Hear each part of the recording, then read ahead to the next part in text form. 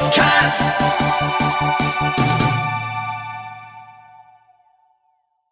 Today's guest is the State Director for Arizona MUFON and also the Director of Phoenix MUFON. She is a certified Field Investigator for MUFON and over the past 14 years has helped build the Phoenix MUFON chapter from the ground up. Please give a huge Koit welcome to Stacey Wright. And now a quick request from me before the interview begins. Please can I ask you all to subscribe to this channel. It's very important as it helps me to attract new guests and to help this channel grow. Please also like, share the content and also comment on the videos. All these interactions will help my channel grow. Thank you ever so much. And now over to the interview. Hi Stacey, welcome to KoitCast. Hi, thank you for having me. No worries, it's an absolute pleasure and honour for you to come to my channel, so thank you ever so much. Let's start with the old adage and the old classic, who are you, where you from, all that good stuff. Okay, well, my name is Stacey Wright, and I am the State Director for Arizona MUFON, which is the Mutual UFO Network. It's a worldwide organization that holds a big database on UFO sightings. So when someone sees something in the sky and they don't know where to report this to, you can't really report it to the police department. They don't really take much interest in that. Your local Air Force base doesn't really want to care much about it either. So this is a group that does care very much. So we take sighting reports and we have certified field investigators that then investigate the case. So I'm the director of Arizona, and then I also run our local chapter here called Phoenix MUFON. Ace, thank you ever so much. What was your personal introduction then to the paranormal that led you to where you are today? Well, I didn't have any really strange, abduction or experience or anything like that. I was mostly just interested in astronomy to begin with. So I've always had, my eye to the stars and looking up into the heavens. And I did a lot of studying in astronomy. And then I thought, I think it was about maybe 2007. I thought, there's got to be some kind of a fun UFO group here in Phoenix, but I couldn't find anything. I came across this funny sounding name of MUFON. And I thought, well, I'll just write to these people and see, why they don't have any meetings currently. And so I wrote to them and they said, well, we don't know why. You guys have the Phoenix lights there. It's this world-class city. We're not sure why everything kind of fell apart over there. But we're going to try to get a meeting together for you guys, and we'll let you know when it is. So a couple weeks later, there was a meeting. I went to it. They were looking for volunteers to run Arizona because they didn't have anyone at the time. So I just raised my hand and I thought, I can maybe do this. There was only about like 4 people at the meeting at the time. I thought I can probably do 4 people, even though I had no experience speaking publicly or running a meeting or anything like that. But it just kind of worked itself out and was a real good success and still is. So it's a lot of fun doing that. So since I've been involved, I've heard loads of stories from people who are experiencers, abductees. I've heard all kinds of really great sighting reports. And so it just never ends. I mean, you name it, and we've heard it. It's been about 17 years now that Phoenix MUFON has been around, and it's still really a lot of fun, and it just never ends. There's just sighting reports. More people are becoming aware of the enigma around here. So it's a lot of fun. Cool. I have 2 questions for you on this. Okay. One, who was that dog that I saw walking by in the background? That's Ace for a start. That beautiful golden dog you just saw, that's my dog Zephyr. Zephyr. Zephyr, yes, the West Wind. Yeah. Quality name, quality name. And the other question is, when you suddenly decided, right, oh, what's all that UFO stuff about? I want to be involved. It seemed to me when you said this, your stuff there, that the universe in some way opened up for you to then walk into the position. Do you think that, or is it just one of those things? I think it definitely opened up for me because it was like a light switch had been turned on all of a sudden. I read this one book that got me totally hooked, and it was a book by Jim Marrs, and it was called The Alien Agenda. That was the first book that I read. And then I was also reading a book by Graham Hancock that is Fingerprints of the Gods. And that still to this day is kind of like my Bible. That is an awesome book. It had so much phenomena in it that it was just incredible. And really, it was just like a light switch went off. And then I was just so interested in the whole subject and could not find enough time to read and research as much as I wanted to. Still can't really, because I still work a full-time job.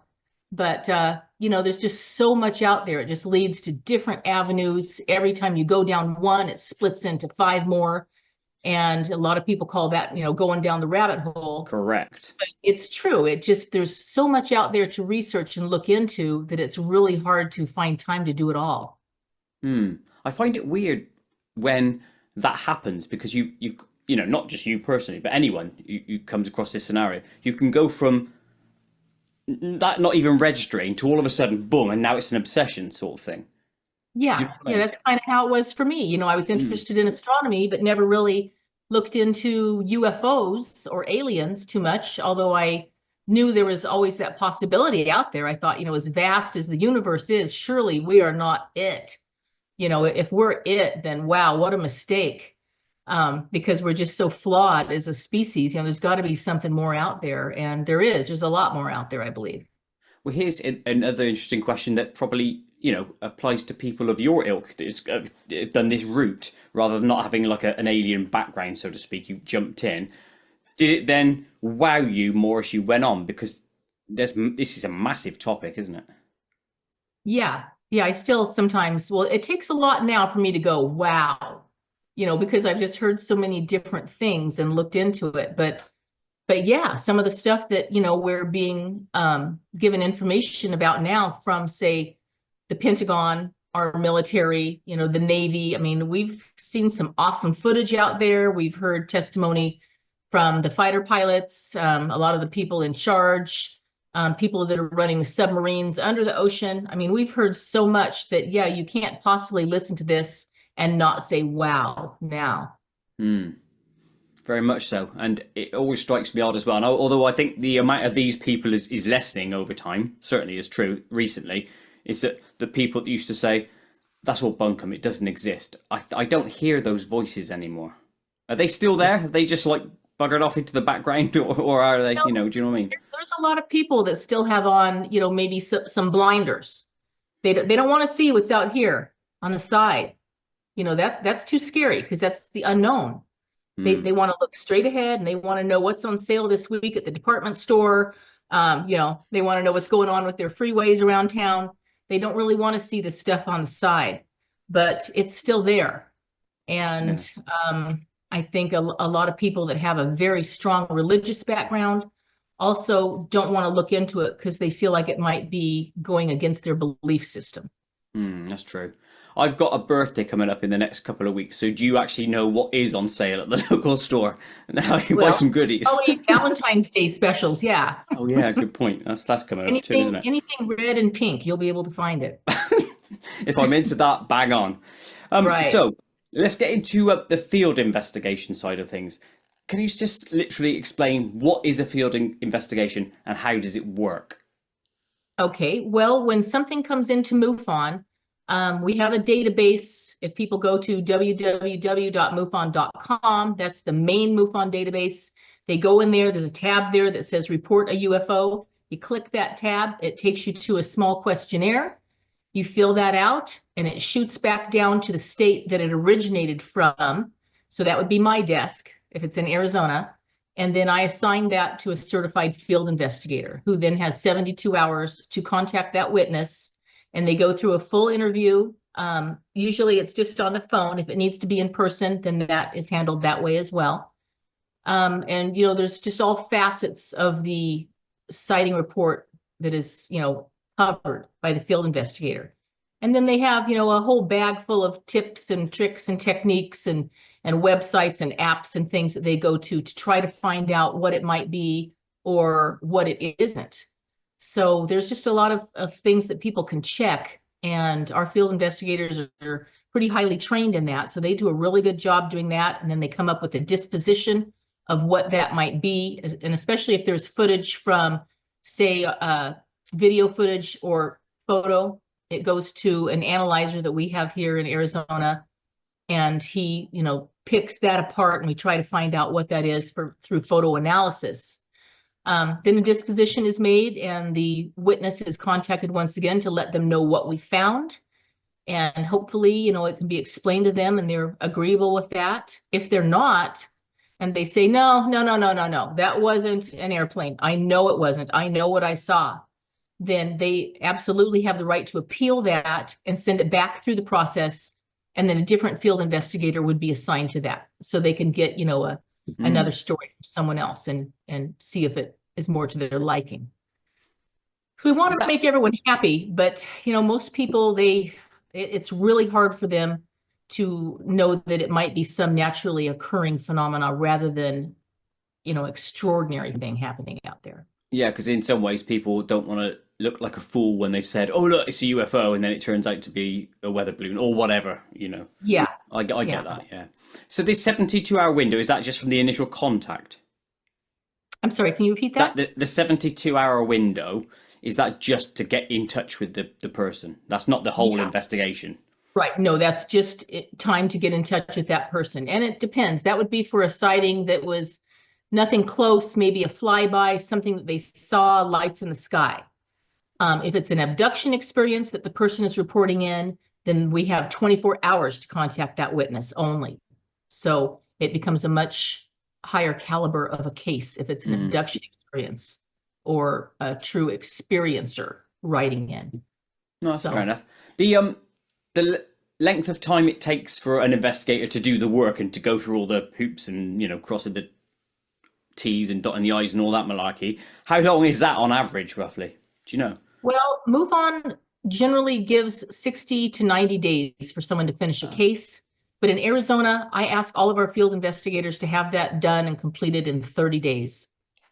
Just because I know that we can do it. Our field investigators here in Arizona are top notch. They're some of the best in the world. And I kind of hold them to that and say, we can do better. We can do faster. This can be done in 30 days. So let's just make sure it is done. And they do. Good on you. Crack that whip and get it sorted. Is there a test case that you could give, if you remember one, from like report coming in right through to the closing, or at least the soft closing, however you want to term it? Is that one you could give? Yeah, there was this one very interesting case that really surprised me at the end. A field investigator and it was assigned to her, and so I went with her to interview the person in face-to-face. And we never want to send anyone by themselves, especially if it's a woman. So I went with her and we interviewed this gentleman who lived on the edge of Phoenix, so bordering the desert. In his backyard was, a fence and then desert. Okay, so he was on the very edge of town. And a lot of these people that live out there on the edge of town like that, they love to have the local wildlife come onto their property. So we've got, deer, coyote, bobcat, javelina. What's a javelina? What's that? It looks kind of like a pig. It looks like a wild pig. Oh, I never heard that before. Tusks. Yeah, they're called a javelina. So, they like to have the wildlife come in. So a lot of times they'll put up game cameras on the very edge of their property, and they'll dig a water hole there or put a salt block out there, something to entice the wildlife to come in so that they can then capture, a picture of them or see what's on their property. Sure. So a lot of people do this. So this guy had some game cameras out there on both sides of a fence post. So one was facing his house, the other one was facing out into the desert. And he did catch a lot of animals that were, coming in there on film. But this one thing that he caught, he said, this was a UFO that flew right over my house, and I caught it on my game camera.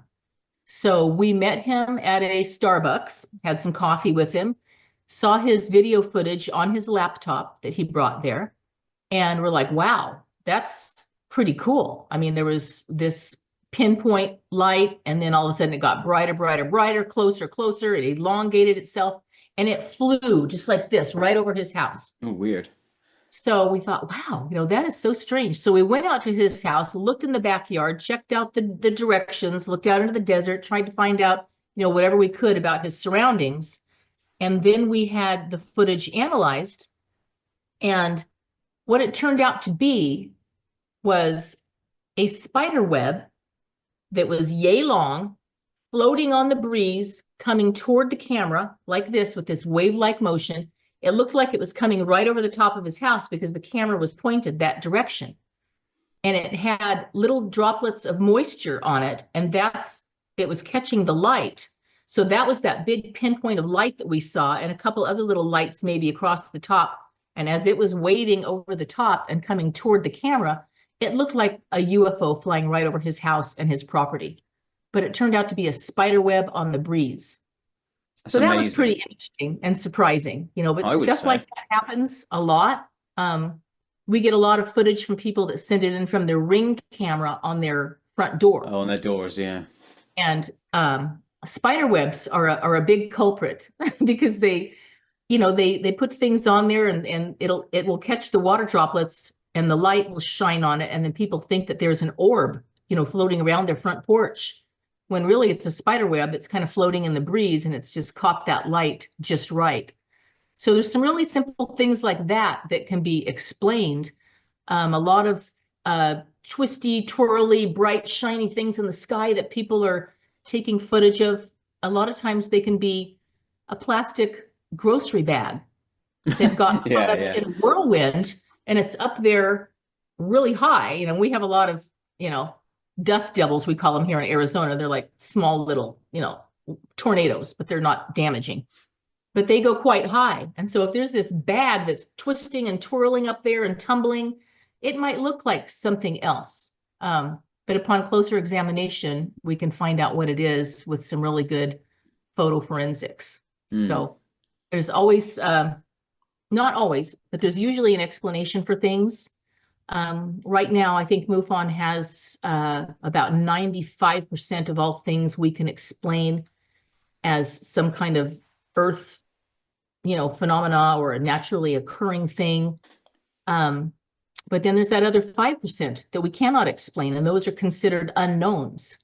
So even 5% of all of this stuff, and if we can't find out what it is, then what is that? It's an unknown. We do not know what that is. And that is where the real fun of being a UFO, an unidentified flying object, comes into play.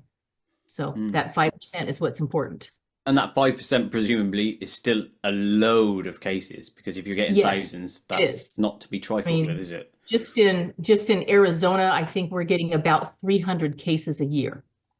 So that's just the one state of Arizona. So there's a lot of stuff happening all over the place. Yeah, and the old adage is true, isn't it? It only takes one case to definitively prove it, and that's it. So 15 of that 300 is your 5%. So, who's to say we won't get that very, very soon? And hopefully. I want to touch into the photo forensics, actually, because that's a really interesting area. But the chap with the spider web, how did he take that?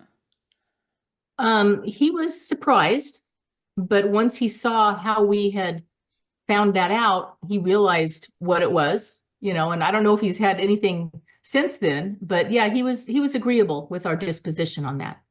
Good. I think if it was me, I'd probably just go, oh, and then laugh. But, each person's different. But yeah, people feel like, oh, I'm such a dummy. I can't believe I thought that. But no, there's some strange looking stuff out there. And until you find out what it is, it's strange. So that plastic bag one's quite an interesting one, isn't it? Because obviously, like you said, with the dust devils, it's quite a prevalent phenomenon itself. Yeah. Therefore, there's presumably a shed load of trash up there floating about. And that's a shame, isn't it? Yeah, we come up with that a lot. Or the bright, shiny Mylar balloons, that got loose from some kid's birthday party. Maybe it's up there shining. Every time it turns, it's shining, and people think that it's a strobing orb up there trying to communicate with them. Or, something like that. So, we don't discount everything, because there's a lot of stories out there of, things that happen exactly that way. So we don't want to make anyone feel like they're a fool. We're very good at listening. So we listen to the witness and hear the whole story, and we try to not lead them into any other conclusions other than the one that we come up with at the end with the scientific method. Yeah, and that's good anyway, isn't it? To know you've done a proper evaluation and you've come up with something for that person, because then they're going to have trust, and that word of mouth was spread so that they feel confident and secure that they can send it to MUFON, not being ridiculed. Right. Although ridicule isn't really a massive thing as much these days as it used to be, from what I'm seeing. There's a little bit out there. Even I think everyone has maybe a member of their family that's like, really? You really believe that? I mean, that's pretty prevalent still. I've got members of my family that say that to me. Even So to you, being in your yeah, position. yeah, they'll joke around a little bit with it until, something really widespread and big is on the nightly news. And then they start calling and they'll say, hey, what was that? What was that? Tell us what that is. And it's like, oh, so now you want to know what that is, huh? I'm waiting for my apology first. Yeah. Yeah. So Yeah. it goes both ways. It does. It does. Right. Photo forensics. Yeah. Can you explain? I know what it is, but can you explain for the audience what it is, what you do, and the processes, that sort of thing? Well, actually, I am not an expert on photo forensics. Okay. We have a couple people in Arizona that are, and we have our one photo forensic expert who is part of MUFON's photo forensic team. He just happens to live here right by us, and he's one of my field investigators. And so all of our cases, we get to send right to him if we need to have that analyzed. And he's a master magician at finding this stuff out. But they take, I know very little about it. Okay, no worries. Because it's a real science, and it's very specialized, and he's the one that takes care of that for us. No, So that's fair enough. I apologize. I just don't know much about the whole forensic side of it. That's But okay. I know that, they get a lot of information from the camera. It's called metadata. So they find a lot of stuff out about the camera, what kind of camera it was, what it can do, the pixels. I mean, there's just all kinds of things that they go through. And somehow they come up with stuff. I know it's got to be an original photo that is sent in. It can't be touched up. It can't be, really touched. Otherwise, it's just no good anymore. And we would have to call that more of a hoax than anything. And we do have hoaxes that come in, absolute, deliberate hoaxes. So on that basis, I'll tell you more about the photo forensics. I'm sorry, but I'm just that's not. Okay. It's like you asking me, tell me about, I don't know, nuclear physics. I ain't gonna tell you much, so I understand that. Where were we just before that? Because I had a question in my head, but I just lost it. It was a good one. Question, I mean. I'll come back to it if I remember. Don't worry. Okay. Don't worry. Oh yes, hoax. I know what the question was now. Have you had a case sent to you that is so obviously a dog's dinner of a hoax that you think, why am I even bother? And do you have to then still go through with it? Yeah, every now and then we get a really great hoax, and I just have to sit and wonder, do these people really have nothing in their life? Then they have to just sit and make this stuff up. It just boggles my mind that they don't have anything better to do. But this one that came through, it looked really good when we first got the video footage. It was a spaceship. I think they called it a mothership, and it was spinning, and it looked kind of cool. It was lit. It looked like it had clouds around it. It was really kind of cool looking. But upon closer examination and going through some filters that our photo analyst had put in place on there, it was a light fixture attached to the ceiling of the dining room. And it was a ceiling fan as well. So it had the blades going around on the ceiling fan, which made it look like it was spinning. And with the filters put in there, you could see the guy standing right there, and he's looking at the thing, and then he's looking at the camera, he's looking at the thing and at the camera. And you could see that it's a perfect light fixture stuck to the ceiling of the room. And it was almost, hilarious that he thought he could pull this off, and he almost did. If we didn't have the right tools to really look at it closely, someone else would have thought, oh yeah, that's a spaceship spinning out there in the ethers, So how do you approach that? Because clearly you know that guy's then deluded in a lot of ways, nutter in others. How do you go back to that person and get that across? We just tell them, hey, we put this through our arsenal of tricks here, and we can see that it really was a ceiling fixture in your house, and we just told them the truth, so sorry, but it'd be better if you spent your time on something more worthy than sending this stuff in. So a lot of times we can block their IP address so that they don't do it again, because it really takes up a lot of people's time that Hell yeah. we just don't have to give for that. And hopefully, makes them think, it's not worth it, and they won't do it again. I'm So, glad you yep, said that. I'm glad there's some measure of reprimand in there somewhere. yeah, Don't do it again. right. We're gonna block you, so stop it. Yeah, Yeah, well, it's like exactly what you said anyway. It wastes your time, but not only that, it muddies the waters for the real ones, it and then that does. puts so much more doubt in people's mind. And I hate that. Stop Yeah, it messing does. around. We just want to get to the Yeah. truth. That's all Yeah, you it and I only want. takes one really bad case like that to ruin it for a whole bunch of others. Yeah. Exactly, and we don't like that. I No. read recently that you worked on the Roswell archaeological digs. Could you tell us the story of that? Yeah, this was back in 2013, and Don Schmidt, who has been a big force in uncovering a lot of information about Roswell and what happened back in 1947, um, had a couple of earlier digs, and then he decided to do one bigger one that was funded by a couple of different agencies. We had 5 film crews out there with us, and we had 13. He knew he had spoken at Phoenix MUFON before, so he knew, the caliber of our people here and our field investigators that did very good work. So he asked if I could get together a crew of our field investigators to come out there and help with the dig. So I think we had about 10 or 11 of us that drove over there, and it's about an 8-hour drive from here, so it's not too far. And there might have been 20 people in total on this dig. We had a geologist, and again, those film crews. And so we had cars rented for us and hotel rooms rented for all of us. And so every day, every morning, we would leave Roswell, and we would drive about 100 miles out into the area near Corona, where it is assumed that the crash actually happened. And so what we were doing is we were looking in what's called the debris field. So they believe that the craft, when it came in, struck the earth and then bounced up and then struck the earth again, and a lot of debris would have scattered from those two impacts. And they can go back in history somehow and find the direction of the winds, what the weather data was at that time. And so we determined this big area to be the debris field. So that's what we were looking for. Anything out there. So we had metal detectors, we had some ground penetrating radar, we had a lot of shovels.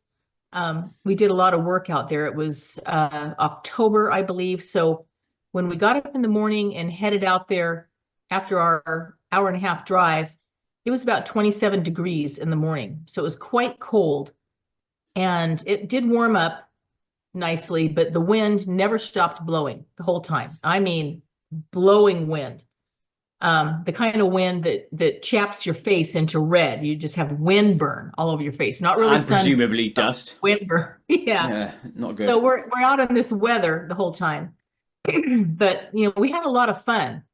So what we did is we marked off areas 10 by 10 grids, marked them off with tape, and then we graphed all that, and we wrote down the GPS coordinates on that, and we would go through that one grid one at a time with the metal detector. We would dig, we would sift, we would try to find what it was that we were coming up with those beeps on the equipment.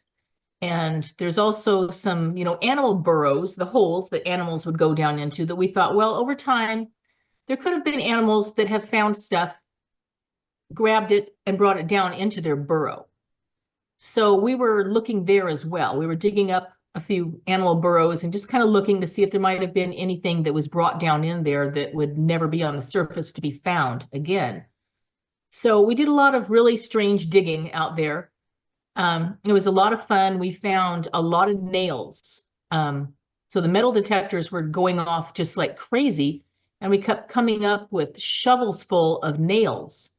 So then we found out that after the crash in 47, the Army had gone in there and they had seeded that whole area with aircraft and just dumped nails, a ton of nails over the whole area, so that anyone that was out there looking with their metal detecting equipment would get so aggravated by coming up with nothing but nails that they would just give up and leave it alone. So a lot of that stuff had been hauled out of there, 70 years ago, but we were still coming up with a lot of nails there, which corroborated that story. And we did find some maybe brass, some kind of metal buttons from what was the Army uniform of the time back in the late 40s. So that goes back to the story that, not only were they canvassing this whole ground to try to pick up any debris before the general public did, they were on their hands and knees crawling around with a fine-toothed comb trying to find anything that may have been there. Well, while they're crawling around on their hands and knees, some buttons were popping off of their uniforms. And so we found a lot of that out there too. So that kind of corroborated that story a little bit. So we never did really find anything that was extraordinary, but it was a good piece of work out there for 5 days.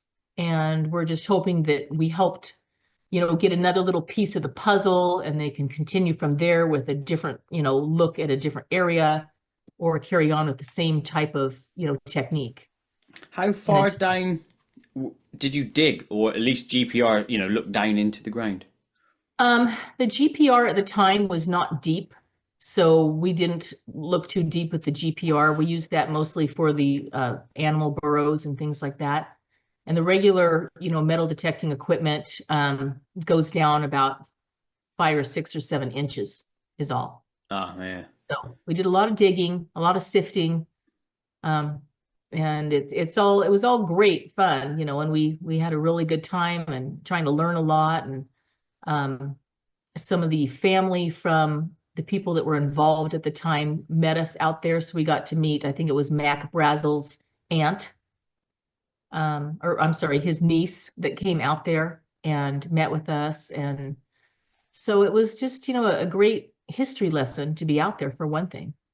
Hell yeah. Well, you can say you've stood at the Roswell site in theory, can't you? Right. Yeah. And that's a win in itself. The evidence you found, obviously the nails and the buttons, that's a shadow of the event, really. So it almost proves it without proving it. Do you know what I mean? Because why would the military discard a shed load of nails willy-nilly? Presumably they're not doing that on other crash sites, or are they for standard military crashes? Yeah, I don't know. This is the only place that I've heard of that with the nails, but you never know, but yeah, it helped just shed some light on a little bit of maybe what was going on at the time and maybe what they were trying to hide. So every little bit helps, every little piece of this puzzle will help. And Don Schmidt continues to do his research out there, and other great researchers too out there. So, hopefully we can find out a little bit more about it. Hopefully some truths will come out about that whole event. So far, it's pretty quiet about it, but we're just hoping that, maybe there'll be some whistleblowers or some deathbed confessions that might come across to us. Well, you never know. There's always been a little bit of controversy, and I say controversially with the small c, about how many crafts crashed. So how many's in your mind do you think it was? 1 or 2? Because I've heard both. There's different areas there that had a crash. So the one at Corona is considered to be the Roswell crash. Okay. And then I believe there was one over from there. It would be more south in the state. There was an event, I think around Socorro, New Mexico, that involved Lonnie Zamora, who was a police officer at the time. Yeah, there's some different stories over there. So it's hard to sift through all that information and really make much sense of it. But it's out there. It'll come to light, I think. Oh, fair play. The Phoenix Lights then, that's obviously the massive case for your neck of the woods. Can you go into depth on what it is, when it happened, what occurred, and where are we with it now? Sure. The Phoenix Lights was something that I actually like to call the massive Arizona UFO flyover, because it happened in a lot larger area than just Phoenix. So this was March 13th of 1997, and there were a craft that came from the very northwest corner of Arizona where it meets Nevada and flew across the state diagonally all the way down across the border into Mexico. So there was tens of thousands of people that witnessed these craft, namely the one really large boomerang-shaped craft. And this flew over at about 8:30 at night, something like that. There was over 1,000 911 calls into the authorities, and tens of thousands of people witnessed this from that corner of the state all the way down through Tucson and on into the desert to Mexico. So it was, a lot of people say it was a big boomerang shape. We have varying stories on that. It was very large, the size of many, many, many football fields. It was just massive. And some people say that they could see through it. They could still see the stars in back of it, and a lot of people said it looked like water. It was, kind of moving a little bit like water. There was recessed lights in the sides of the wings of the boomerang. And, it's strange that to me, it looks like it followed the freeway all the way from that corner across the state. It followed the interstate, which I think is quite interesting. Maybe it was extraterrestrials that saw all the little pretty lights down there on the freeway and decided to just fly over the top of it. I don't know. A lot of people say, oh, well, it came from that corner of Nevada up there. That's where Area 51 is located. So it must have been something up there that that they had housed up there. Well, if that were the case and say it was extraterrestrial and it was being housed up there, then what, did it just get loose and start flying across the state? Or if it was ours and it was something that we did, super secret technology, especially for that time, why then take it out and parade it right above a huge city of millions of people? I mean, someone's going to see this. So why would you do that? Were they trying to gauge people's reactions and see what they thought of this? I mean, it's really a mystery still to this day. And there's just so much conjecture about it. I'll tell you what, let's go into some of that conjecture then, right? Let's hit both of those because I like theorizing on things. Let's go with what I would class as the most implausible one, which would be that it's man-made and it's ours and it came from somewhere, housed somewhere, and it went back to be housed somewhere. If it was massive to that extent that it's many, many football fields, how could that be housed? I can't buy that story because we might have that technology now, but in 1997, I'm not sure that we had the technology to fly something that large, that low, that slow, and with zero sound.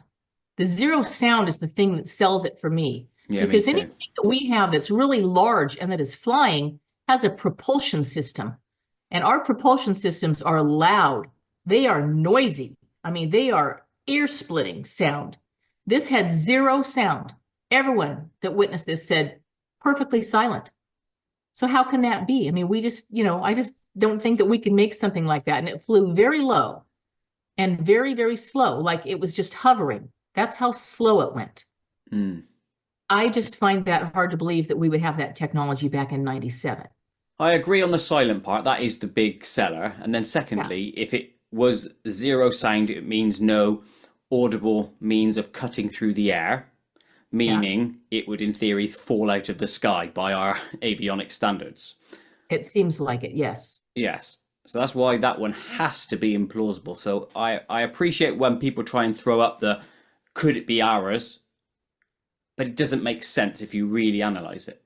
It doesn't make any sense at all. And so then what happened is it flew across the state at 8 or 8:30 at night. Then all of a sudden, our military got wind of this. There was all these 911 calls coming in. It was hitting them. And so they came up with an aircraft down in Tucson that took off out of the Air Force Base there, Davis-Monthan Air Force Base. And there was something called Operation Snowbird that was put into effect. Well, this was a bunch of guys that were coming in from another state with their planes, practicing dropping flares, illumination flares. So they went out at 10:30 and they just started dropping flares everywhere. So that's what people were talking about and seeing. And a lot of the footage that you see where you hear someone's voice in the background saying, major sighting here, folks. That was at 10:30 at night. And those were obviously flares that had been dropped. That footage has been analyzed to death, and those were flares. So they were trying to say, oh, nothing to see here, nothing to see here. That was just us, never mind.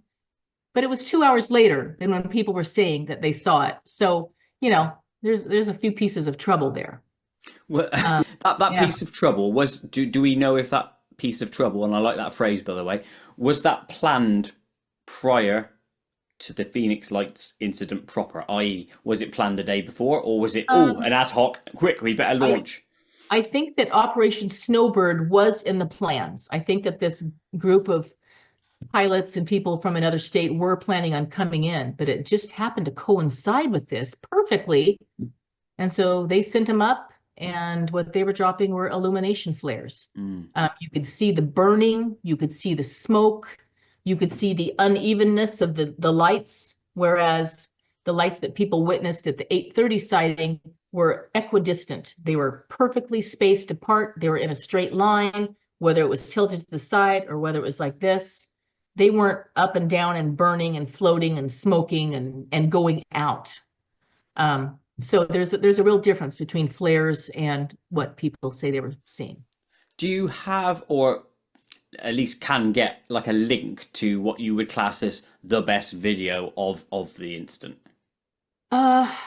There really is no footage out there because in '97, the cell phones weren't in use. No one had a cell phone like we do now. I mean, now we take pictures and video of everything that we see, but back then there simply was not there was no cell phones out. There was a couple people that took videos of the flares that were dropped. Like from here, you can look south and you can see the buried Goldwater Range, which is the range that they practice all of these flares and all of these drops of military stuff. You can see it on any night here. If you just get a little bit of elevation, go up on one of our mountains, just, even 100 feet, and you can look south and you can see them dropping stuff out there. So, there's people that have taken video of stuff like that, but we have that, like I had mentioned, where that one person says major sighting here. And then Dr. Lemke Tai had been to photographs of some orbs that she had been seeing with South Mountain as a backdrop. She was taking it from her residence looking south. So she was seeing some really weird orbs a couple of weeks, actually, 6 months to a couple of weeks before this event. But she doesn't really have footage of this event either. So No, that's okay. there's go out there. A lot of eyewitness testimony. A lot. I mean, we've got tens of thousands of people that saw it, and the people that had written in, when you have that much testimony, it becomes evidence. It's not proof. There's a difference between proof and evidence. So it's not proof, but it is evidence. Yeah, I know the governor, didn't he come out as well? And I know there was that kerfuffle with the whole alien on stage thing, but I think even he came out afterwards and said he saw it, I think. Am I right? Yeah. Our governor at the time was Fife Symington. And at the time, he really poo-pooed that whole idea, made a mockery of it, had one of his aides come out at a press release on TV, dressed up as an alien, and said, folks, we've found the culprit. Here it is right here. And there's this tall guy with the big giant alien head on. And then the guy took off the mask and ha, ha, ha, everyone's laughing. But it was really a complete insult to all the people that saw what they saw. I mean, it was just like telling them, you do not matter. This is what we're making of this, and you can just take your story and go elsewhere. So it was really an insult. People were just outraged over this. And then a year or two, or I don't even know how many years it was later, he came out and said, oh yeah, I was an eyewitness to that too. I apologize to all you people. I saw that too, and it was otherworldly. Those are his words. So I personally don't believe him at all because one, he's a politician, and he had to kind of save face with his constituents. a lot of people really disliked him at that point because of the mockery that he made. So he kind of had to do something to save face with the people. So for him to come out and say, yeah, I also saw that, folks. It was amazing. Yeah. I just can't buy that. And I don't. I like that approach you're taking. Yeah, don't give any quarter to the hoaxers and the fraudsters. I agree, by the way. I hate that with a passion. Okay, so let's hit the other side. So conjecture, theoreticals on, let's just say it is an unknown, it is not human. What is your best foot forward on the reasons why it did what it did? On this Phoenix Lights event, you mean? Yeah. I have thought about this so much. Maybe, to gauge our reaction might be a good idea. They're messing with us very slowly over time. To us, it seems like a really long time that this has been going on, and they do this and they do this, but to them, time might not be like how we see it. I think they're messing with us in a lot of ways. They're also, I believe, monitoring us. So this just might be a way to, gauge our reaction. What are we going to do? Are our heads going to blow off our shoulders? Are we going to get down on our knees and pray? What is this human species going to do if we show ourselves? So it might be something like that. It might be a show of superior strength, saying, look what we can do, and you can't touch us. I don't know. I don't think anyone really knows. We're just hoping that it's on the nice side of things, instead of being malevolent. Well, we're not dead, so that stands us in good stead, I suppose. They haven't eaten us yet. So that's what I keep, telling a few people. If they wanted to eat us, they would have done that already. But or maybe they are eating us, but we just don't know the people that are being eaten. Right. That could be part of it. Okay, so let's think about this. If it is just letting us know they're here bit by bit, did we pass the test? I.e., did society break down and all hell break loose because of it? I don't think society broke down because of it. I think it divided a few people's belief systems. I don't know. It's such a mystery. It really is. But to me, it seems like, here in the United States, we have the Fish and Game organization, okay? The wildlife organization for each state. What they do is they go out, they tag, say they're after a deer. They shoot the deer, they tranquilize it. They then go down to the ground from their helicopter. They take samples, blood samples, hair samples, saliva. They tag that animal. They wake it up. They let it go again. 6 months or a year later, they come back and they monitor that animal to see where it's gone. The tag is going to tell them the location that it's been traveling all that time, see what it's doing, how it's doing, what it's eating. This might be something as simple as that. So maybe these extraterrestrial species are really just kind of monitoring us because they are capturing us, putting us to sleep and tranquilizing us, taking samples, tagging us, and therefore probably monitoring us as well. So it might be something like that. I kind of call it the Fish and Game of the skies because makes sense. It does. They've taken so many sexual samples from people, reports of fetuses being removed, women becoming pregnant and the fetus is removed. They're putting in implants. Okay, so there's your tagging device right there. And then they come back and visit that person again, especially if it's something that happened when they were a child and they were abducted as a child. It seems like they then get a lot of visitation until a certain time in their grown life, and then it just stops. I think that's interesting. It seems like about mid-30s, it just stops. So not sure exactly what that agenda is, but it does seem to be happening. Well, I think we'll branch out into the alien abduction and the type of aliens and all that sort of stuff in a second, but I'm just going to finish off with the Phoenix Lights case. Okay. Going down that route that you've mentioned, that it's monitoring, it's just tracking, it's science essentially is what they're doing. Do you think on that night their cloaking technology or whatever it was off accidentally? Could it have been that?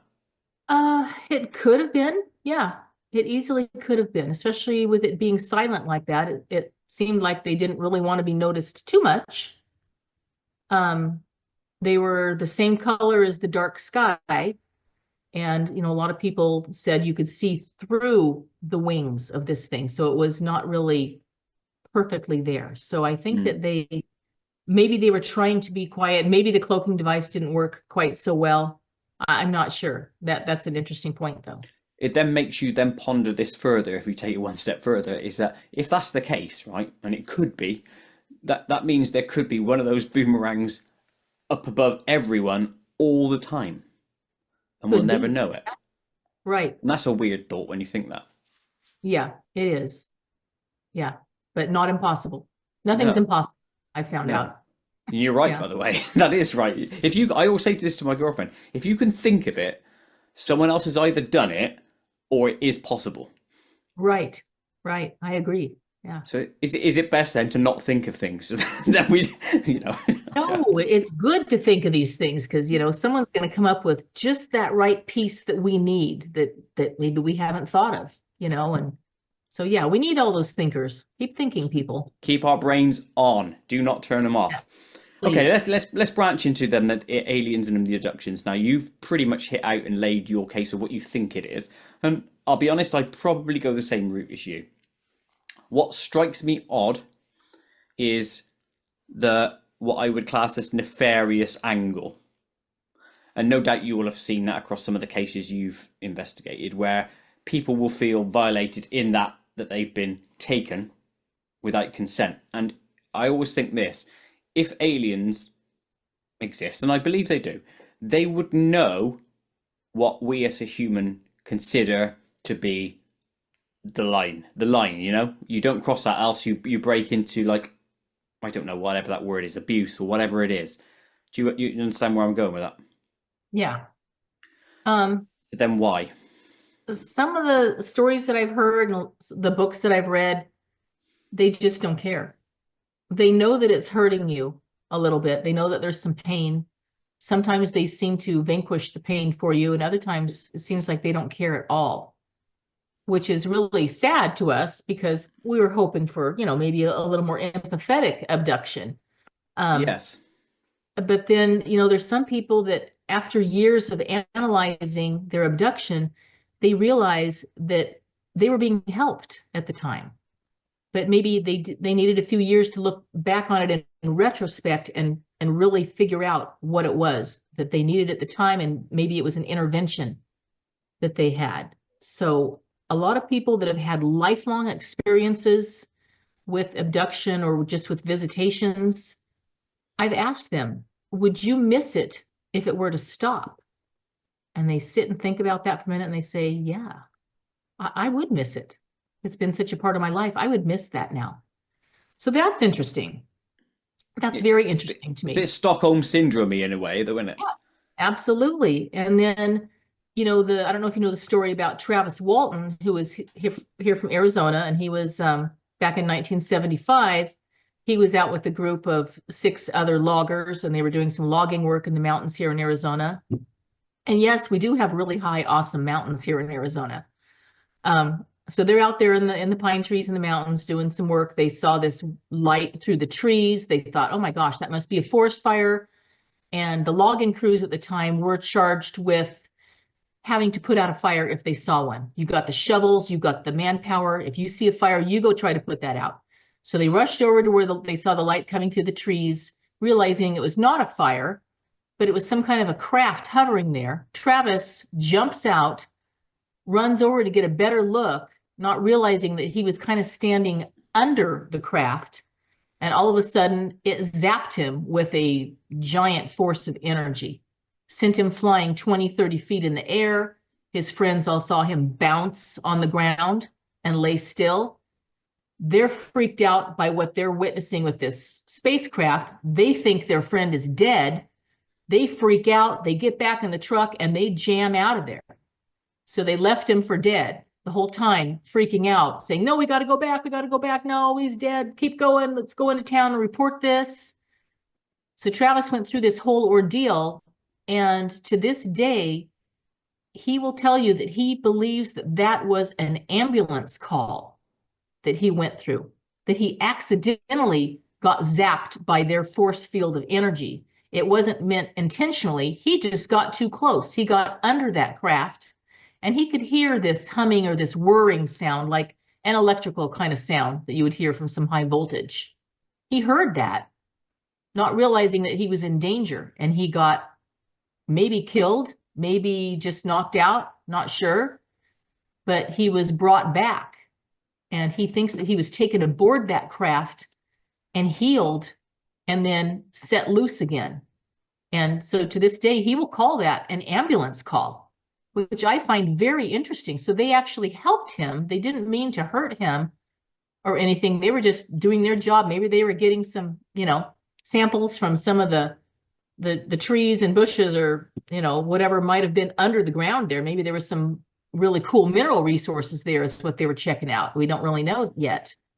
But it's interesting that he does not feel that it was a malevolent thing, that it was more of an ambulance call. And I like that. I really like that. It gives us some hope that we're not all doomed, to be eaten one day by an ET species, that maybe they do care about us just a little bit. So I love that story. I just like that. And Travis is a great guy. He has had the same story forever, ever, ever. He never changes anything. He is really to be believed, and you can just tell being in his presence, he's the real deal. So 100% agree. And, if it were me, I'd be putting that one up as the best case ever. Based on everything, lie detector tests, everything, all the talk, all the recordings, everything right. they've got. It's an interesting one though, because even he would have at the beginning thought it was a negative, and just only his self-processing over the years has led him to that ambulance call. Yes. The same with Whitley Strieber. He says the same thing now, but right. at the beginning he didn't, because it was a horrible, painful experience for him, in a PTSD as well as physical. So, I don't know 100% where I stand on it, but I probably lean towards your direction, that it is not a malevolent force. Yeah, at least some of it. I mean, I think we have to have a balance. There's some good and there's some bad, and there's a balance in everything in the universe, whether it be Homo sapiens or some extraterrestrial species. I think that there is just that balance. So hoping that, if I ever get abducted or get visited, that when I wake up, I hope that I see that tall, blonde Nordic being instead of the oh hell yeah, ant person. Yeah, you don't want to see that. I don't want the insect. Yeah, don't give me the insect thing. Give me the tall, good-looking blonde guy. Yeah, that would be much better. You know what you've just done there, though? You've almost doomed yourself to an abduction by almost mentioning it. So, which brings me to this question: would you want to be abducted? I've thought about that often. I was just discussing this with a few friends the other day. If you could have an experience like that, would you be scared? And so all of us in the field think, oh, no, we know enough about this. We'd be able to keep our cool. We'd keep our calm. We'd kind of know what's going on. But no, I think that you would be scared out of your mind, because, again, it's the unknown. And we're very scared of what we don't know about. It's just fear. And from what I hear from people, these beings can really stick you with a sense of fear, something like you've never felt before. So just having an experience of seeing one or being in the presence of one, if it would be that scary, no, I don't think I'd like being abducted, really.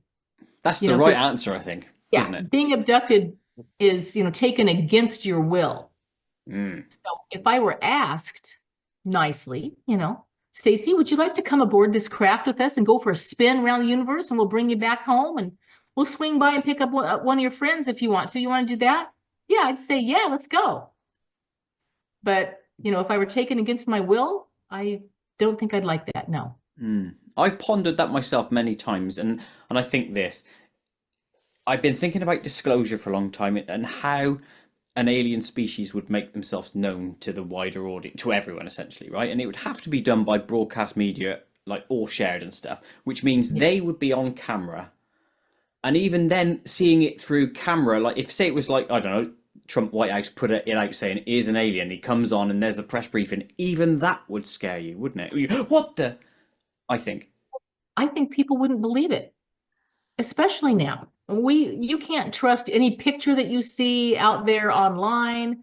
You can't trust videos. Everything's photoshopped. AI has now stepped in, and you can't trust if what you're seeing is real or not. It's just become this really strange world right now.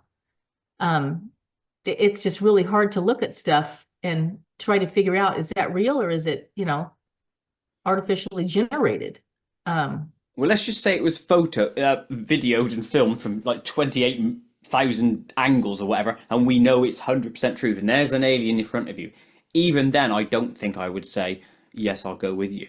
Not until 2 to 5 years of seeing other people doing it first, and if they come yeah. back alive without legs missing and stuff, then maybe. Right. Yeah, I it's don't know. still something that's so alien to us that, yeah, it's just hard to wrap your head around it. Very much Um, so. I've talked to a lot of people that are frequent flyers on the experiencer thing, Hmm. and they don't have as much fear, but they won't ever tell you, yeah, just jump in, go. They'll say, no, be very wary, because again, there are good and there are bad. Just, be super careful. So I don't know if humans really know what that is to be super careful. I don't know. I mean, It's a weird one, isn't it? It is be careful what yeah, you wish for at the end of the day. Um, yes, Now let's theorize because I know again that's all you can do. But let's be fair, you've got the grounding of having spoken to a shed load of people who would have given you this information. The alien greys, which seems to be one of the most prevalent ones, do we have a sort of like average on where we think they come from? Are they interdimensional? Are they from space? Are they from under the ground? What's the consensus at the moment? you know, I I think right now that the grays seem to be uh artificially made as helpers, maybe for another species. They seem to be not quite so important. They listen to the taller gray looking creatures that are either gray or white. Um, they seem to be the doers. They're the little worker bees and more of like a robot type of a thing.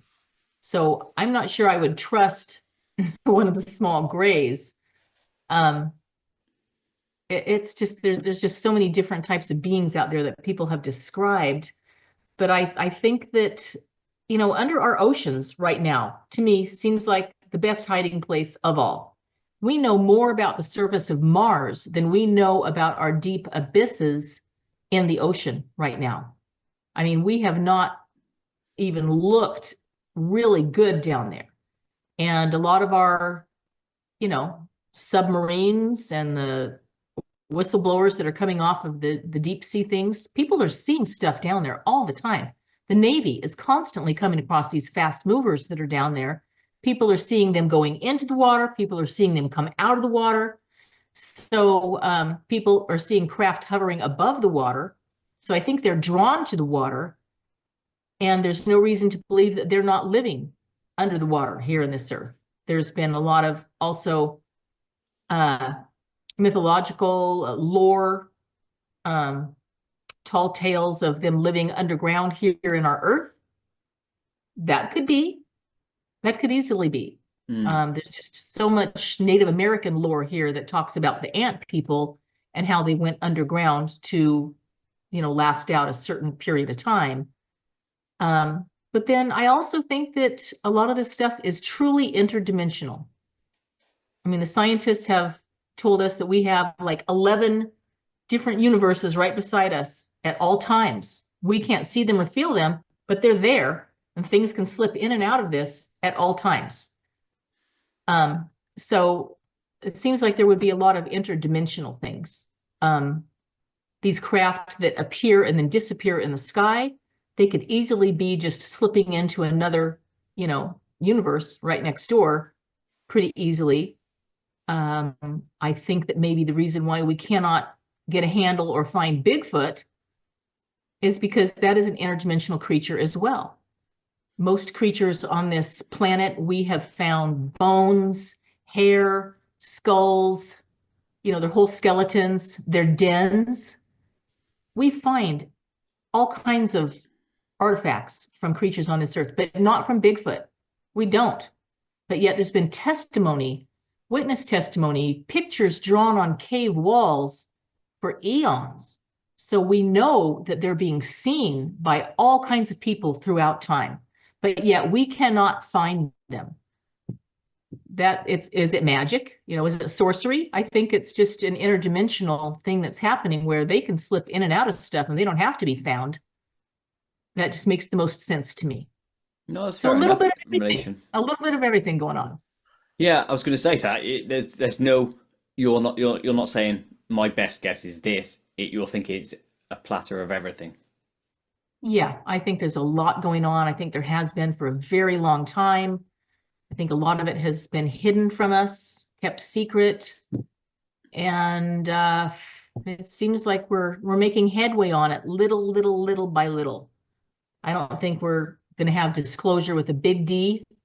It's going to be disclosure with a little d, and I think it is happening every day at a very slow pace. It's not going to happen within our lifetime, is it? I hope it does. And it might. There's got to be some end game there somewhere. I just don't know what that timeline is. Well, I hope it's within my life. I always say it. I hope so too. I want to see, but there's been so many good researchers that wanted to see. Stanton Freeman, as an example, he wanted it within his life. He passed away. There's loads of others, and it's a shame for them that they don't get to see the fruits of their labor, in a way. Well, I think once they've passed out of this life, they know it all. I think once you pass into that other side of that veil, I think the answers are all right there. They're probably saying, it was that simple? It was something that simple right in front of us? Really? That it was simple? 5 Symington? Yeah, all this time? I think maybe we're overthinking it. I don't know. Could be. That once you die, you probably have all the answers. It's just here on Earth as human beings, we're frustrated by this. I definitely am. That much is certain. Do you have a favorite case that you personally worked on? Like I said, that spider web case was one of my favorites just because it was so surprising. There's been all kinds of crazy stuff going on. And I actually don't do the field investigations anymore because I'm the administration for Arizona. So we have, I think we have 23 field investigators right now just in Arizona. So I dole the cases out to them, and they're all highly skilled masters of field investigating. So, I just remember a few from when I was doing it. Yeah, you run the gamut. I mean, you hear everything with the field investigating. It's really fun. It's really enlightening. And, if anyone would like to be a certified field investigator for MUFON, the opportunity is there. You just have to become a member and sign up to get some training. That's all there is. You heard it here, folks. Go and check out the link. I'll put one in the description. So go there, get it sorted if you want to get involved and help out.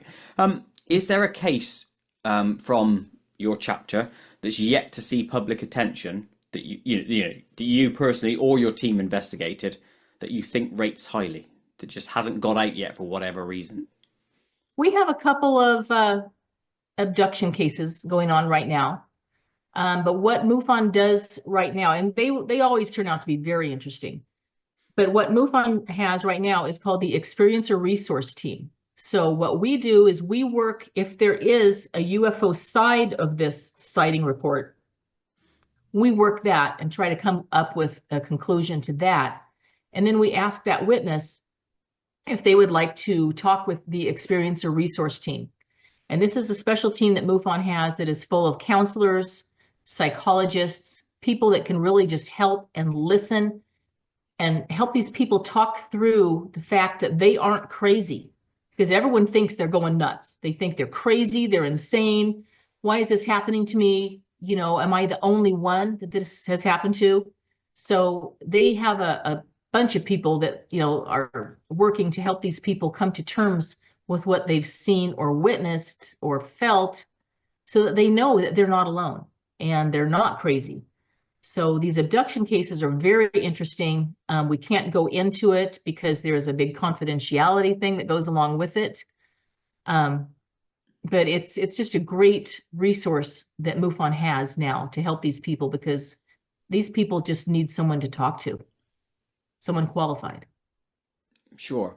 Now, abduction side of things, again, sorry to harp back on that, but from your perspective, having spoken to loads of people and the cases that come across your desk, etc., what is the scope of it, do you think? As in, if I suddenly report a case of a UFO, does that mean I'm going to be abducted? No, I don't think that that's a prerequisite to being abducted. I do think throughout time, I feel that certain things happen for certain people, because there might be a crowd of 30, 40 people, but only one person saw that craft or whatever happened there. Not everyone else did. Like, why? Why didn't they see it? I don't know. They were right there. I don't know why they didn't see it. But yet their case is really good. And we can, find out that, yeah, they probably weren't lying about this. There's something to this. But so I just have come to think that sightings happen for certain people at certain times. Not sure why. Hopefully later in their life, they'll be able to figure that out. Again, looking back at it. But yeah, I've often felt that sightings happen specifically for certain people. Yeah, it's a weird one, but it could be exactly what you said, like the thing earlier. It's an intervention of some sorts. Maybe they need to see it because they've gone off the path or whatever. I don't know. Yeah. But it strikes me thinking that way. It's weird. Right. In all your work with MUFON, what means the most? The knowledge or the people? Well, you wouldn't have the knowledge if it weren't for the people. So helping the people is a great thing. Spreading the word and educating the public is part of the work. But again, you wouldn't have that if you didn't have the people to supply the cases and the stories that we're hearing. So it's just all intertwined, really. I think that MUFON is a really legit organization. It's a 501c3 organization. Everyone is a volunteer. No one gets paid. So people are doing this, along with their full-time jobs that they might have. How'd you fit it in then? Because you've got a full-time job, haven't you? Yeah. So I fit it in somehow. That's it. That's the magic, somehow. It's maybe 3 or 4 hours some days of work on this. And then again, I set up all the meetings for Phoenix MUFON, and we have, one of the, I think probably the most successful chapter in all of MUFON International. We bring in these great high caliber speakers that people can only see if they go to one of the really high paying, conferences that are around, and they're pretty expensive sometimes. Are they? How much are they? I've never been to one, so. I'm thinking to go to a conference for a good 3-day weekend with your hotel and your airfare and everything. It's $1,000. Whoa. Easily. Not cheap then, yeah. No, it's not. But travel. It's just travel that has gotten so expensive. But to go see some of these speakers in person and hear them speak is really life-changing for a lot of people. And then that prompts them to go home and do their own research. And I really like to promote that. We just don't educate the public. We really try to promote research, because anyone can sit in their armchair and listen to a talking head on TV and think that they're learning everything that way. But until you crack open a book or you look something up on the internet and you really try to find out what's going on with that case or that story, you haven't done your due diligence. There's a lot of stuff out there to learn, and people just need to really do their own research. So I'm not afraid to have a speaker that comes in that might be controversial. I'm okay with opening up that can of worms and stirring that thing up, because that's what prompts people to go home then and do their own research. And that's really where it's at. That's where we get the interest and it's very fulfilling for people too to find out more about this enigma. I agree on that one. People should do their own research. Don't take the propaganda that's on televisions as de facto truth, because it Right, often is not. Go right. and do your own stuff. I always advocate looking at both sides of things as well. I know it's politically charged in America at the moment, and we have the same in the UK. You look at one source for left, one look at one source from right, make up your own mind in the middle, because normally in the middle is where the truth is. Right. But Yeah. hey ho. Um, the drone swarms, all that malarkey that's been going on in America, what's all that about from your perspective? I don't have a definitive answer on that. I know that there have been all of these drones going on, mostly concentrated over New Jersey. Um, the drones are military, and they were outfitted with equipment to detect radiation and radioactivity. So it seems to me that something was lost. Something was lost there. They're searching for something under the ground that might be radioactive. I don't know if, they lost a bomb. I don't really know what they're looking for, something that had been planted there from years ago. And I don't know if they found it. It's very hush hush on this. We don't Is have it still any. going on? Is it still going on, by the way? I don't think it's still going on, but I know Trump has said he's going to give us some answers on that after Excellent. he does a few things today. I hope that's the case, because a lot of people are wondering what that's all about. I know there's people out there that know about it, but it's obviously military, because no one can talk about it. That's Yeah. usually how it I know goes. I know Trump said as well, didn't he, that the military knows what it is, but they're just Yeah, not saying. So that tells a story. I also yeah. pondered this though as well, is that I wondered if your military are lobbying them up to cover a real event that's going on, or real events that they knew was coming, and so they're muddying the waters by lobbing loads of drones up. Yeah, a lot of times there is a distraction, which I think is just Mm. really aggravating, because yeah, what's the right hand doing over here while the left hand is messing out over here? So Yes. there's a lot of distractions that go on. And every time I see something like this, I stop myself and I think, okay, what's going on that we didn't get the final disposition on? What's still going on over here and then pretty soon that thing just dissipates. It's just gone. And you never did hear what happened with that one story, because you're too involved with listening to this news story. So Mm. yeah, there's a lot of distraction going on. It's just very aggravating. Yeah. I know. Well, I look forward to hearing. Along with, I heard he's also going to potentially be releasing the JFK files as well, which is kind of cool. Yeah, there's all That's a kinds good of commitment. promises being made out there, but yeah, there's going to be some great information if it all comes to fruition. I Yeah. know it'll be amazing soon. The next few days, if that comes out, and the drone stuff, and it's like some juicy gossip, so to speak. you know, Right. It I like is. that. I will like that. Let's. I'm going to ask you two rather big questions before we then enter the Koit zone. So the first of which is this: has anything strange happened to you? And I don't mean necessarily UFO or alien related. Have you ever seen a ghost or anything else paranormal ever happened in your life? Um, I have not seen a ghost. I don't think I've been abducted. I've done some hypnosis to try to find out if I had, Really? because Wow. it seems like, why would I be so interested in this subject that there might be something just under the skin that hasn't come out? But I've undergone 2 sessions of very deep hypnosis and nothing has come out. So I don't think that has happened to me.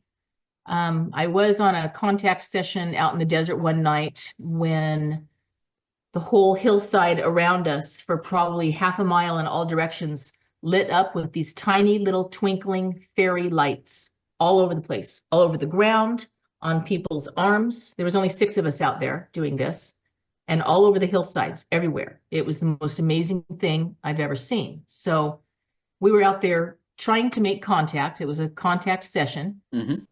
and I just feel like it was a signature. It was an electrical signature, a light signature of some sort, but that it was contact. It was just coming through in the form of all these little lights. I mean, it was like if you lived somewhere where there might be lightning bugs, yeah, maybe you could say it was that. But in the West, we don't have lightning bugs ever.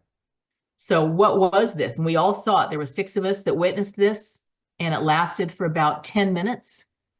And we had recording devices there. We had cell phones with us. Everything had fresh, brand new batteries, which was the protocol for all of this contact work. All of our stuff went dead, just dead immediately. And then this happened.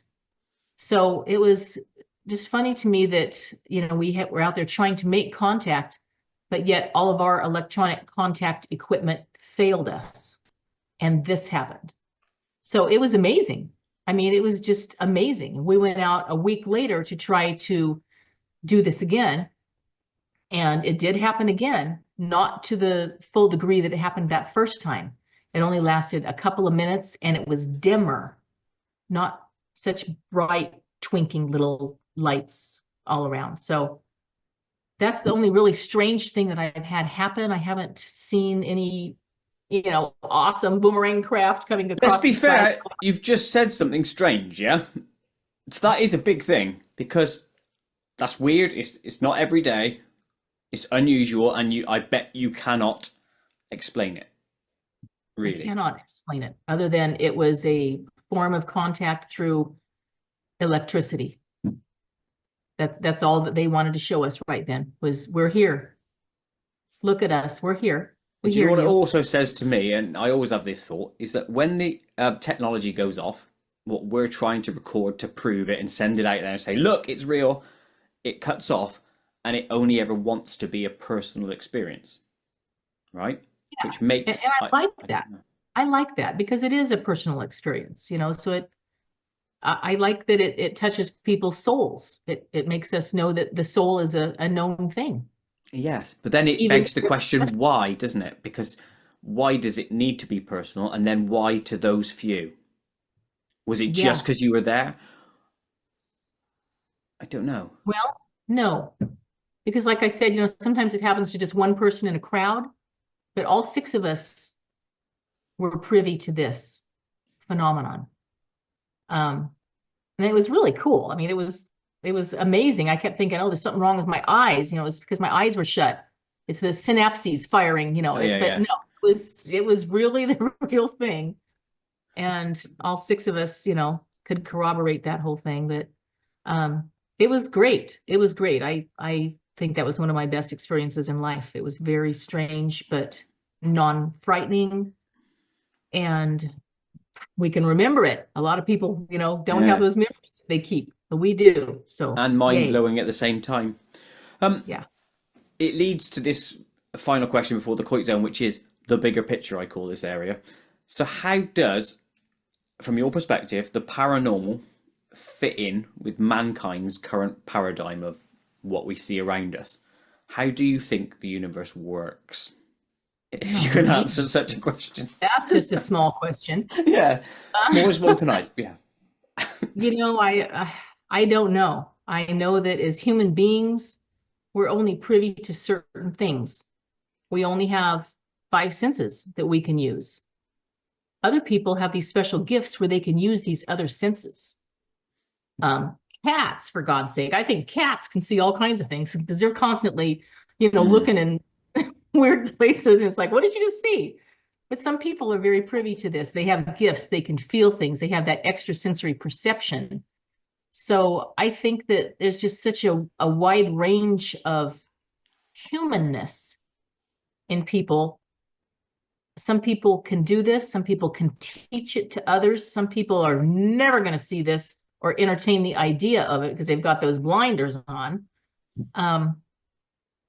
We are just a diverse species.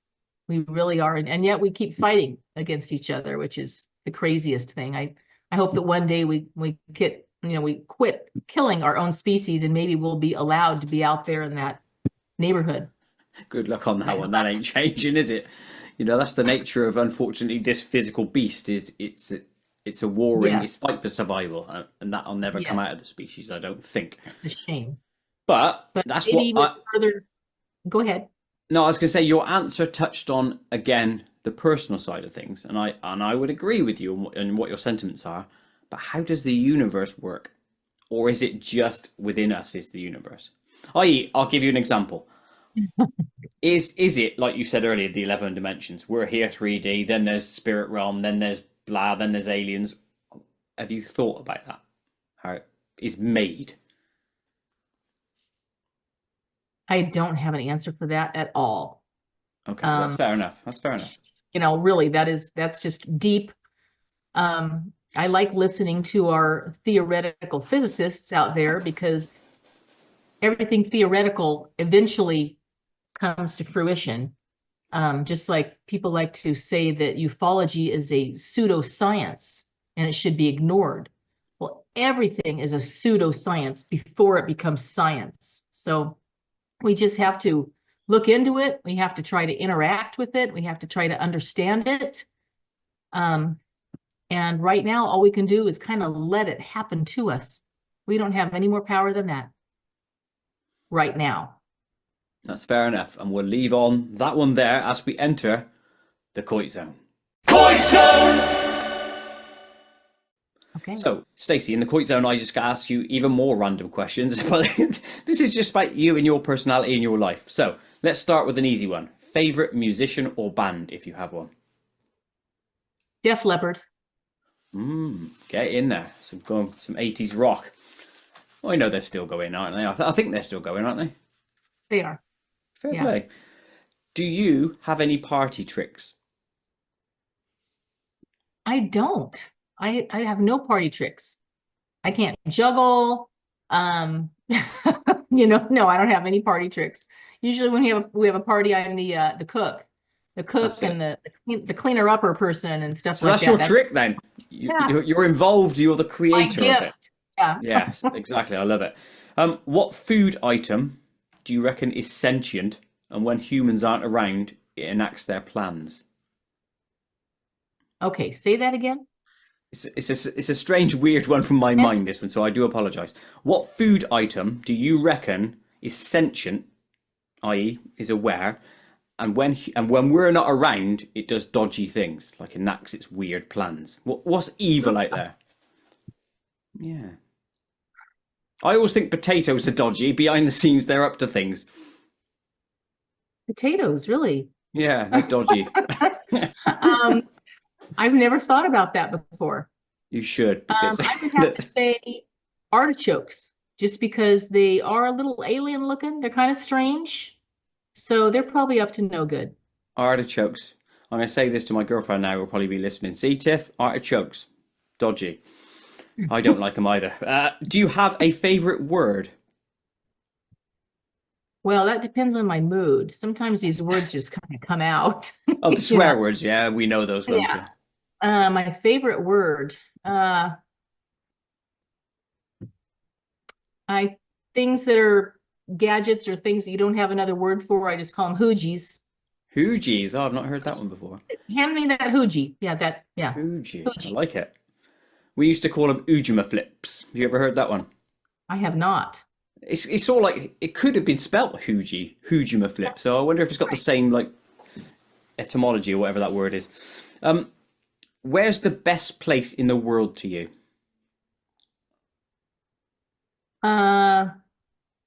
Teton National Park. Why is that so good? Have you ever seen the Grand Tetons? I have not. You need to, and you'll know why. How do you spell this? And I'll look it up because that's interesting. The Teton is spelled Teton. It's in Wyoming. Grand Teton, okay. Grand Teton National Park, yes. Beautiful mountain. Look it up.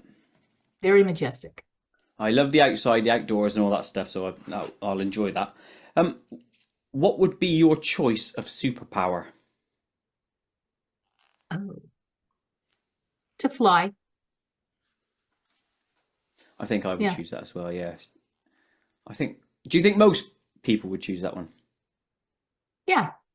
I mean, what's not to love about that? I know. You want to go super quick, want to escape something? Fly. Love it. It's a very strange one again, so I do apologise, but these just came out. I write down the questions that come into my head, so that's why.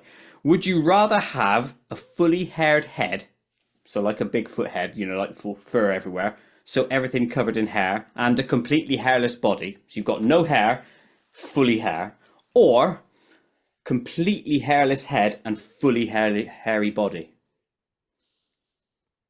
There are your choices. Hairless head, fully haired body.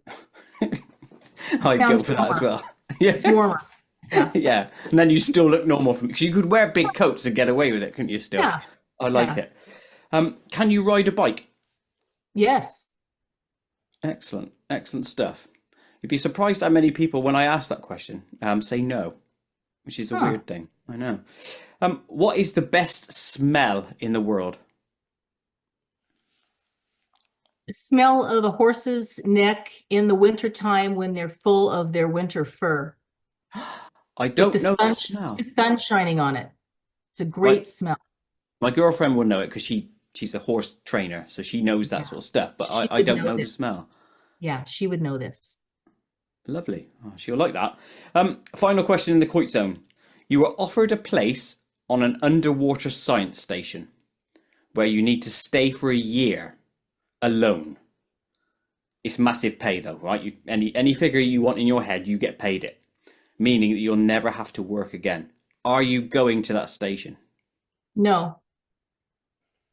No, my daughter is a scuba instructor and she's been trying to get me to scuba dive for years and I won't even do that. So no, I would not go into a deep ocean thing for a year by myself. No, no amount of money is worth that. Bang on. That is the correct answer. I would also say the same thing. Yeah. Yeah. Are you scared of water? Of war? Of water? Oh, water. No, I'm not. Ah. See, I am a I'm little scared, bit, so that would I'm worry scared me. of a few things in the water, but I'm not scared of water. Fair enough. That is the end of the Koit Zone. Thank you for participating in that strangeness with me, which leads to the final two questions.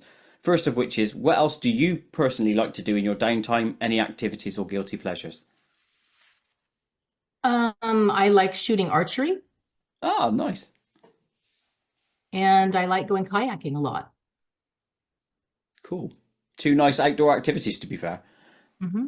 The archery, I've always thought about that one myself. It's a nice sport to get into, isn't it? I think. Yeah, it Yeah, is. I'd like to do that.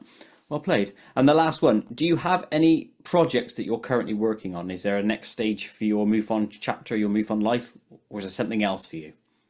Um, hmm. Right now, I just have one more year of work before I can retire. So Get that's in. my project. One more year and I'll be done. So I don't know what's going to happen after that. I'm not even thinking about it right now. I'm just going to let it happen as it does. Fair play. What is it you do? I'm a health assistant in a nurse's office at a really large high school. Oh, okay. Can I ask you a personal question on that? Do you like it? Yes.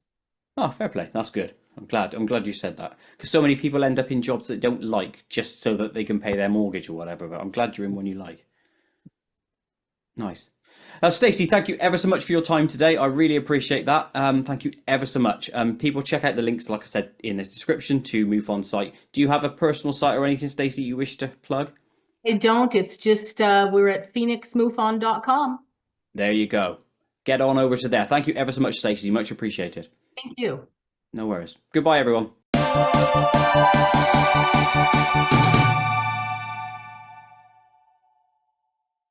To watch other KoitCast episodes, please click the image top left. To subscribe to my channel, please click the image top right. Please like and share to help KoitCast grow, and most importantly of all, please click the notification bell so you never miss an upload.